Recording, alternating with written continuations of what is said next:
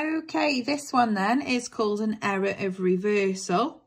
So this is, the name gives it away really, it's reversed because it's the correct account, but you've put things on the wrong side. So where it should have been debited, it's been credited, and where it should have been credited, it's been debited. So here we need to obviously sort this error out. So we've got here the entries to record a sale on credit of £160 are included on the wrong side of the retrospective accounts. So they have debited the sales account and credited sales ledger control, while we know it should have been the other way round. So I'm going to do the same as before.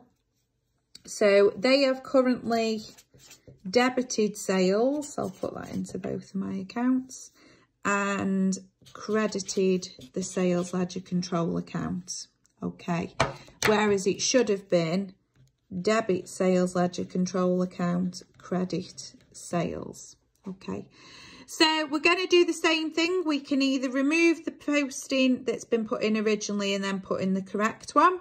So to remove it, we would credit sales, debit sales ledger control account. Okay, and then to put in the correct one, we would debit sales ledger control account, credit sales, credit sales, debit sales ledger control account. Okay, all with £160. If you were to look at these accounts now, are you happy? That one and that one cancel each other out, so it would end up as £160 on the credit side. And if you look at this one, that one and that one would cancel each other out, so you would end up with 160 on the debit side, which is what we wanted. So if you look here, can you see, to correct an error of reversal, you have essentially posted the correct double entry twice.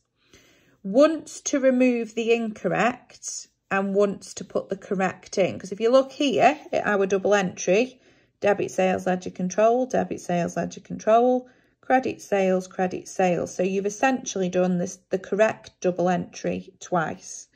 So the other way we could have corrected it, if it's a reversal, is to do a double transaction. So we would have debited the sales ledger control account with 320, credited sales with 320, credit sales 320. If you were to look at this T account now, you've got 160 on the debit side, 320 on the credit side. So this overall has got 160 on the credit side. This one has got 320 on the debit side, 160 on the credit side. So overall has got 160 on the debit side. So no matter which way you'd used, you've ended up with the same effect.